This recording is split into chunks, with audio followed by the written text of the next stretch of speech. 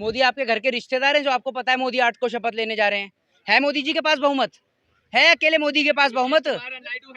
अभी एक बात आप मुझे बताओ, नीतीश कुमार आपका रिश्तेदार है जो नीतीश कुमार ने ये कहा है? नीतीश कुमार ने अपने कौन से ऑफिशियल हैंडल से कहा है कि वो बीजेपी को बहुमत दे रहा है? आप मुझे ये बताइए ना। आप वो लोग हैं जो कल तक चिल्ला रहे थे सड़क पे कि 400 पार 400 पार। क्या हुआ 400 पार? 300 भी नहीं आ पाए आपके। आप लोगों के अंदर शर्म बची है नहीं बची है? पूरे देश के लोकतंत्र की, डेमोक्रेसी की धज्जियां उड़ाने में कोई कसर आप लोगों ने नहीं छोड़ी, और अब भी आपका झूठ बंद नहीं हो रहा।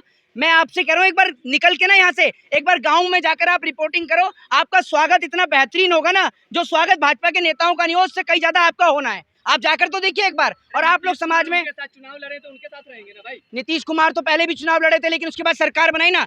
नीतीश कुमार इतनी तेजी से गिरगिट भी रंग नहीं बदलता जितनी तेजी से नीतीश कुमार बदलते हैं। उनका दूसरा नाम ही पलटू राम है। तो इस बात का क्या भरोसा कि कल नीतीश कुमार इधर हो और आज इधर आ जाए? इस बात का कोई भरोसा है? हाँ जी, नीतीश कुमार आ रहे इधर। बिल्कुल पॉसिबिलिटी आ सकते हैं, कुछ भी हो सकता है भैया नीतीश कुमार का। और दूसरी बात ये कि आप लोगों ने देखा कि इनके 11 कैबिनेट मिनिस्टर में से 7 कैबिनेट मिनिस्टर जीते हैं। आप ये 7 कैबिनेट मिनिस्टर हारे हैं। तो भारतीय जनता पार्टी की तो इतनी बुरी किरकिरी हुई है कि चाहे वो टैनी हो, अजय मिश्रा टैनी हो, चाहे स्मृति ईरानी हो, बड़े बड़े सब नेता हार गए। उत्तर प्रदेश नहीं बचा पाए अपना, अयोध्या नहीं बचा पाए। और उसके बाद भी आप लोग अगर इनकी दलाली कर रहे हो ना, तो पहले अपनी सुरक्षा की तैयारी कर लो, क्योंकि जनता जो है वो पूरे मूड में है।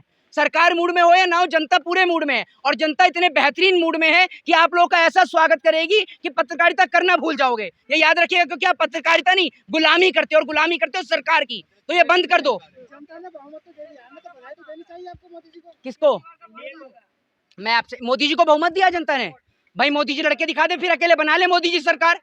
मोदी जी अकेले हैं क्या, ये बताओ ना आप मुझे। तो फिर एनडीए क्यों नहीं बोलते आप लोग? एनडीए क्यों नहीं बोलते? क्या है मोदी भाई? भाई कौन सा मोदी? और पूरा बताया करो। सुनो, अरे मेरी बात सुनो, पूरा बताया करो। नरेंद्र मोदी, मोदी मत बोले करो। मोदी से जनता नीरव मोदी भी समझ लेती है, वो चोर जो बैंक साफ करके चला गया, समझ रहे हो? तो नाम पूरा बताया करो, नरेंद्र मोदी। फिर आप कहते हो कि मोदी पे टिप्पणी करें इसलिए। जी, चेहरा कौन होगा पीएम का? जी, इंडिया गठबंधन में चेहरा कौन होगा ये बताइए। अभी एक बात आप मुझे बताइए, अब तक कौन देश का प्रधानमंत्री बना हुआ था? मोदी जी। क्या चेहरा था उनके पास? क्या काबिलियत थी? बस एक ही काबिलियत ना, झूठ बोलने की। वो काबिलियत तो इनसे बेहतर शेख सिल्ली के पास है। तो शेख सिल्ली को थोड़ी प्रधानमंत्री बना देंगे, या मुंगेरी लाल को थोड़ी बना देंगे जो जनता को झूठे सपने दिखाए। आज इस देश की जनता को बेहतर रोजगार चाहिए। देश की आर्थिक जो कंडीशन है वो खराब हो चुकी है, और आर्थिक सिचुएशन को पटरी पर लाने के लिए देश के अंदर एक पढ़े लिखे व्यक्ति का कुर्सी पर बैठना बेहद जरूरी है, ना कि एक ऐसा व्यक्ति जिसकी डिग्रियों का अता पता नहीं है, जिसका खुद का अता पता नहीं है, वो आज देश को चला रहा है। तो ऐसे व्यक्ति देश को चाहिए ही नहीं बिल्कुल। राहुल गांधी ले रहे हैं क्या शपथ? जी, राहुल गांधी ले रहे हैं क्या? देखिए ये फैसला तो पार्टी तय करेगी और इस देश की जनता तय करेगी। जिस जनता ने इतना बड़ा माइंडेड दिया है भाई, वो जनता डिसाइड करेगी ना, और पार्टी तय करेगी। हाँ जी, एक बात आप मुझे बताइए, एनडीए को दिया है, कैसे दिया है? क्यों इंडिया एयरलाइंस को नहीं दिया? इंडिया को नहीं दिया क्या? मुझे आप ये तो बता दीजिए। फिर इसके अलावा बहुत सारी सीटें ऐसी हैं जिन सीटों पर 200 वोटों से, 300 वोटों से, 2000 वोटों से कैंडिडेट को, प्रत्याशी को हरा दिया। और बहुत सारे कैंडिडेट तो कोर्ट तक जा रहे हैं। आप ये देखिए ना। तो मैं आपको बताता हूँ, और आप लोग कह रहे होंगे कि अब आप ईवीएम पे सवाल नहीं उठा रहे। मैं पहले भी ईवीएम पे सवाल उठाता था, आज भी उठाता हूँ, और आगे भी उठाता रहूंगा, क्योंकि मुझे पता है कि ये जो सीटें आई है ना बीजेपी की, ये आई भी ईवीएम के बदौलत है। क्योंकि पूरे देश ने देखा कि एक लड़का 8 वोट डाल के आता, देखा नहीं देखा आपने? सबने देखा ना आपने? एक छोटा सा बच्चा घुस के वोट डाल देता है। तो जिस तरीके से देश की डेमोक्रेसी की धज्जियां उड़ाई गई, वो पूरे देश ने देखा। और जिस तरीके से अयोध्या में हारे, और अयोध्या में हारने का कारण ये था कि जो उन्होंने नारा दिया था ना, जो राम को लाए हम उनको लाएंगे, तो प्रभु श्री राम ने जवाब दिया कि आपकी किसी की औकात मुझे लाने की नहीं है। आप मेरे नाम पर सत्ता में आए हो, और मैं ही आपको भगाने का काम करूंगा। तो अयोध्या की जमीन से हारे। और आपको बता दूं, क्योंकि सास भी कभी बहू थी का ये लास्ट एपिसोड था। अब इसके बाद आपको स्मृति ईरानी भी कहीं भी नजर आने वाली नहीं है, ये मैं दावे के साथ कह रहा हूँ। कैसे पता है आपको? मैं कह रहा हूँ, अरे आपका मामा है, आपका चाचा है, क्या लगते हैं आपका मोदी? अरे भैया, नरेंद्र मोदी जी का खुद का स्टेटमेंट था, आप जाहिल हो क्या? नरेंद्र मोदी ने क्या कहा था 75 साल को लेकर? क्या कहा था पता है आपको? बताएगा आप में से कोई स्टेटमेंट क्या था पूरा? अरे बोलो ना, गूंगे हो क्या आप? बोलो। अभी तो 1 साल बाकी है ना। अरे क्या बोला था? स्टेटमेंट पूछ रहा हूँ, साल नहीं पूछ रहा। साल मुझे भी पता है, क्या बोला था? घर से पढ़ के आते नहीं हो, हाथ में माइक उठाकर लेकर आ जाते हो, और अपने आप को पत्रकार बताते हो। पहले घर से पढ़ के आए करो, ठीक है? कि मोदी प्रधानमंत्री बनेगा, या अमित शाह बनेगा, या योगी बनेगा, ये आप नहीं डिसाइड करेंगे। ये डिसाइड इस देश की जनता करती है। ये सुन लीजिए, ये डिसाइड इस देश की जनता करती है, who is this prime minister of India, कि कौन भारत देश का प्रधानमंत्री होगा, समझे? जनता ने सीट तो दिया है ना, हैं? सीट तो दिया है ना। अरे जनता ने सीट दिया, जनता ने सीट इंडिया अलायंस को नहीं दी। अगर इंडिया अलायंस के साथ में चंद्रबाबू, अरे सुन तो लीजिए, चंद्रबाबू नायडू आ जाएं और नीतीश कुमार आ जाए तो क्या इंडिया अलायंस की सरकार नहीं बनेगी? आप एनडीए में खुले खुले आँख सपना, खुले आँख सपना, हैं? खुले आँख सपना देख रहे हैं। खुले आंख सपना देख रहे हैं। एक बात आप मुझे बताइए, किसी ने सोचा था कि मध्य प्रदेश में बनी बनाई सरकार गिर जाएगी? गिरी नहीं गिरी। किसी ने सोचा था महाराष्ट्र में बनी बनाई सरकार गिर जाएगी? आपने देखा? अब तक तो नहीं। आपने बोला होगा कि खुली आंख से सपना देख रहे हो। जब डेमोक्रेसी की धज्जियां उड़ी उस वक्त पे आप कहाँ थी? पता है आपको पत्रकारिता में देश का स्थान कहाँ है? क्या है? क्या है पत्रकारिता में देश का स्थान? ये माइक उठाने से रिपोर्टर्स नहीं बनते। क्या स्थान है बताओ? पत्रकारों के ऊपर अरे बताओ, 161 अरे क्या स्थान है बताओ आप मुझे? 161 में आ गए, ये इन्होंने 59 में क्या है? 159 में थे, 161 में आ गए, 159 में थे। कहाँ से पढ़ी आपने मास कॉम? कहाँ से पढ़ी? आपको पता नहीं तो पढ़ के आइए ना। दूसरी बात ये, सुन लीजिए, अरे फोर्थ पिलर है पूरे देश को, बताइए मत बताइए। दूसरी बात ये मैं आपको बता देता हूँ, जिस तरीके से जो चुनाव लड़ा गया, ये चुनाव देश को बचाने का चुनाव था।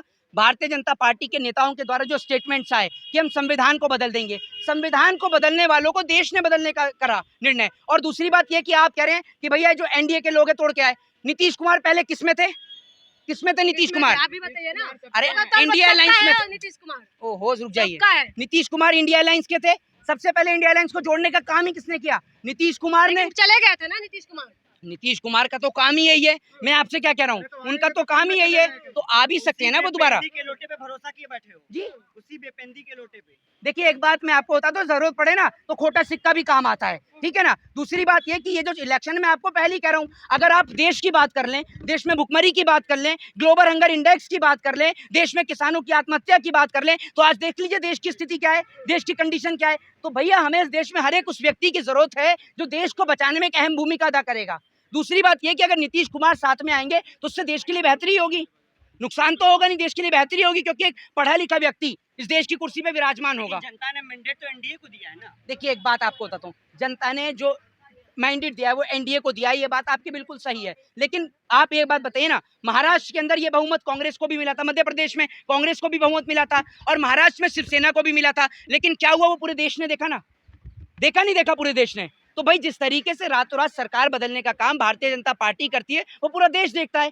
डेमोक्रेसी की धज्जी उड़ाते हैं। पूरी तरह से साफ हो गए आप लोग। मध्य प्रदेश और दिल्ली में तो पहले भी नहीं थी सीटें, दिल्ली में तो पहले भी नहीं थी। साफ कौन सी होगा जरा ये तो बता दीजिए। दूसरी बात ये कि जब तो आपने क्वेश्चन नहीं किया, जब दिल्ली के अंदर से बीजेपी क्लीन स्वीप हो जाती है, चाहे वो विधानसभा इलेक्शन हो चाहे वो एमसीडी इलेक्शन हो, तब तो आपने चर्चा नहीं करी। उत्तर प्रदेश के अंदर बीजेपी क्लीन स्वीप हो गई, तब आप नहीं बोले एक बार भी। क्यों नहीं बोले आप? उत्तर प्रदेश को तो गढ़ बताया जाता था ना बीजेपी का, और वहां पर तो राम के बहुत सारे नारे भी लगे। और नरेंद्र मोदी जी की हालत देखिए हारने के बाद, हालत इतनी बुरी हो गई कि अयोध्या क्या हारे, प्रभु श्री राम का नाम ही भूल गए। अब तो कह रहे हैं जय जगन्नाथ, जय जगन्नाथ। क्यों नहीं बोला प्रभु श्री राम का नाम? मतलब प्रभु श्री राम सिर्फ वोटिंग के लिए है। मतलब जब तक राम के नाम पर उत्तर प्रदेश की जनता वोट दे रही थी तो तब तक तो जय श्री राम हो रहा था, और जब राम के नाम पर वोट नहीं मिला तो जय जगन्नाथ हो गया। ये तो बताइए आप मुझे। अब अगर कल को उड़ीसा से वोट नहीं मिलेगा तो भैया अगर वोट मिल जाएगा क्रिश्चियंस का तो नरेंद्र मोदी जी फिर क्या करेंगे? हेलो प्रीस्ट करेंगे क्या? मुझे ये तो बताइए। तो भैया नरेंद्र मोदी जी सिर्फ अपने वोट के लिए भगवान को भी बदल देते हैं, धर्म को भी बदल देते हैं, पूरे देश ने देखा।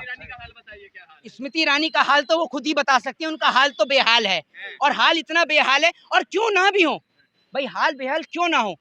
जो एक औरत सिर्फ अपनी बेटी के मुद्दे पर बोलती है, देश की बहन बेटियों के मुद्दे पर नहीं बोलती, उसको महिलाएं क्यों वोट देंगी? तो कंगना रनावत आ गई ना अब तो।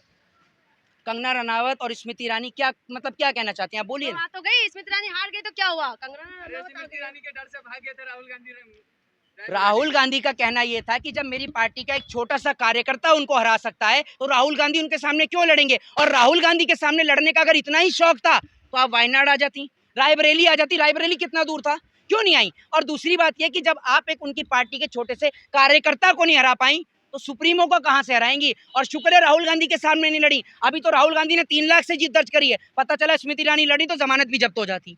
नीतीश कुमार को अपने साथ कैसे लेंगे ये बताइए। देखिए, मैं आपको एक बात बताता हूँ, नीतीश कुमार को लाने की जरूरत नहीं है। नीतीश कुमार सब जानते हैं, पूरा देश जानता है। नीतीश कुमार समय समय पर अपने आप रंग बदल लेते हैं।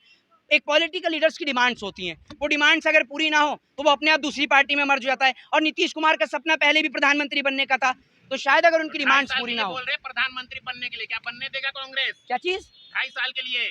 देखिए, मैं तो यही कहता हूं कि अगर आपको कुर्सी मिलती है, आपको शासन मिलता है, तो आपको कॉम्प्रोमाइज करना चाहिए। 2.5 साल के लिए पीएम नीतीश कुमार को बनाना चाहिए, 2.5 साल के लिए चंद्रबाबू नायडू को बना दो, दैट्स इट। और अपनी सरकार में आओ, देश को चलाओ। जय हिंद, जय भारत, वंदे मातरम।